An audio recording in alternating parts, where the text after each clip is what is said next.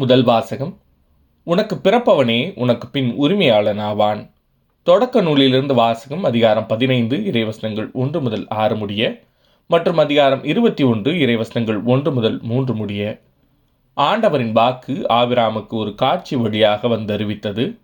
ஆபிராம், அஞ்சாதே, நான் உனக்கு கேடயமாக இருப்பேன், உனக்கு பெரும் கைமாறு கிடைக்கும்.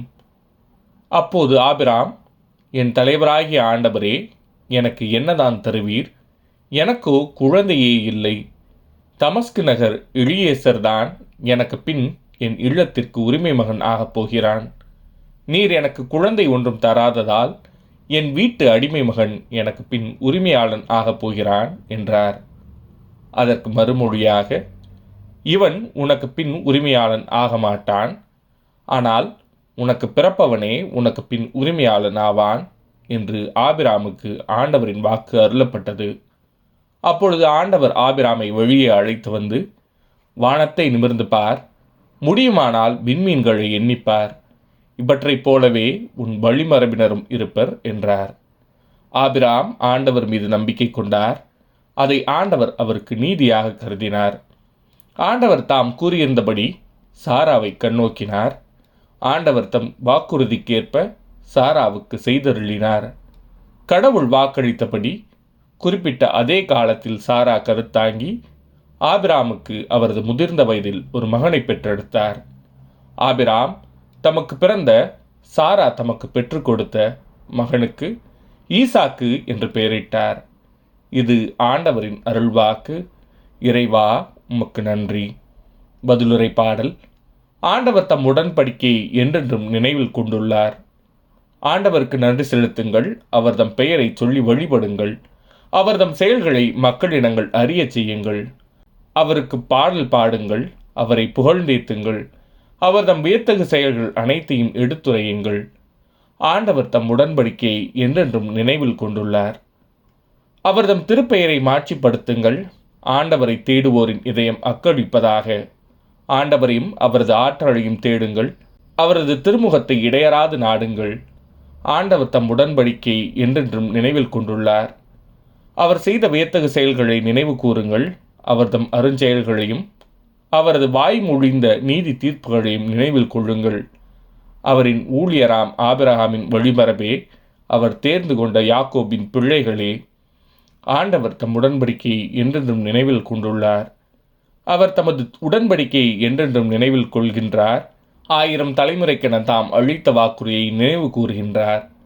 ஆபிரகாமுடன் தாம் செய்து கொண்ட உடன்படிக்கையையும் ஈசாக்குக்கு தாம் ஆணையிட்டு கூறியதையும் அவர் நினைவில் கொண்டுள்ளார். ஆண்டவர் தம் உடன்படிக்கையை என்றென்றும் நினைவில் கொண்டுள்ளார். இரண்டாம் வாசகம். ஆபிரகாம், சாரா, ஈசாக்கு ஆகியோரின் நம்பிக்கை. எபிரேயருக்கு எழுதப்பட்ட திருமுகத்திலிருந்து வாசகம். அதிகாரம் 11 இறைவசனம் 8 மற்றும் 11 முதல் 12 முடிய, 17 முதல் 19 முடிய. ஆபிரகாம் தாம் அழைக்கப்பட்ட போது கீழ்ப்படிந்து உரிமை பேராக பெறவிருந்த இடத்திற்கு சென்றதும் நம்பிக்கையினால்தான். தாம் எங்கே போக வேண்டும் என்று தெரியாதிருந்தும் அவர் புறப்பட்டு சென்றார். ஆபிரகாம் வயது முதிர்ந்தவராயும் சாரா கருவுற இயலாதவராயும் இருந்த போதிலும் அவர் ஒரு தந்தையாவதற்கான ஆற்றல் பெற்றதும் நம்பிக்கையினால்தான். ஏனெனில் வாக்களித்தவர் நம்பிக்கைக்குரியவர் என அவர் கருதினார். இவ்வாறு உயிரற்றவர் போல் இருந்த இந்த ஒருவரிடமிருந்து வானத்தில் உள்ள திரளான விண்மீன்களைப் போலவும் கடற்கரையுள்ள எண்ணிறந்த மணலைப் போலவும் கணக்கற்ற மக்கள் பிறந்தனர். ஆபிரகாம் சோதிக்கப்பட்ட போது ஈசாக்கை பலியிட துணிந்தது நம்பிக்கையினால்தான். ஈசாக்கின் மூலமே உன் வழிமரபு விளங்கும் என்ற வாக்குறுதியை அவர் பெற்றிருந்த போதிலும் அவர் தம் ஒரே மகனை பலியிட முன்வந்தார். ஏனெனில் இறந்தோரை கடவுள் உயிரோடு எழுப்ப வல்லவர் என்பதை அவர் உணர்ந்திருந்தார். எனவே அவர் தம் மகனை மீண்டும் பெற்றுக்கொண்டார். பின்பு நடக்க இருந்ததற்கு இது ஓர் அறிகுறி. இது ஆண்டவரின் அருள்வாக்கு. இறைவா, உமக்கு நன்றி. நற்செய்தி வாசகம். பாலன் வளர்ந்து ஞானம் நிறைந்தவராயிருந்தார். லூக்கா எழுதிய தூய நற்செய்தியிலிருந்து வாசகம். அதிகாரம் 2 இறைவசனங்கள் 22 முதல் 40 முடிய. மோசேயின் சட்டப்படி தூய்மைச் சடங்கை நிறைவேற்ற வேண்டிய நாள் வந்தபோது குழந்தையை ஆண்டவருக்கு அர்ப்பணிக்க அவர்கள் எருசலேமுக்கு கொண்டு சென்றார்கள்.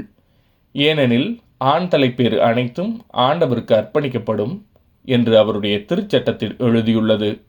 அச்சட்டத்தில் கூறியுள்ளவாறு 2 மாடப்புறாக்கள் அல்லது 2 புறா குஞ்சுகளை அவர்கள் பலியாக கொடுக்க வேண்டியிருந்தது. அப்போது எருசலேமில் சிமியோன் என்னும் ஒருவர் இருந்தார். அவர் நேர்மையானவர், இறை பற்று கொண்டவர், இஸ்ரேலுக்கு வாக்களிக்கப்பட்ட ஆறுதலை எதிர்பார்த்திருந்தவர். தூய ஆவி அவர் பெற்றிருந்தார். ஆண்டவருடைய மெசியாவை காணும் முன் அவர் சாகப் போவதில்லை என்று தூய ஆவியால் உணர்த்தப்பட்டிருந்தார். அந்த ஆவியின் தூண்டுதலால் அவர் கோவிலுக்கு வந்திருந்தார்.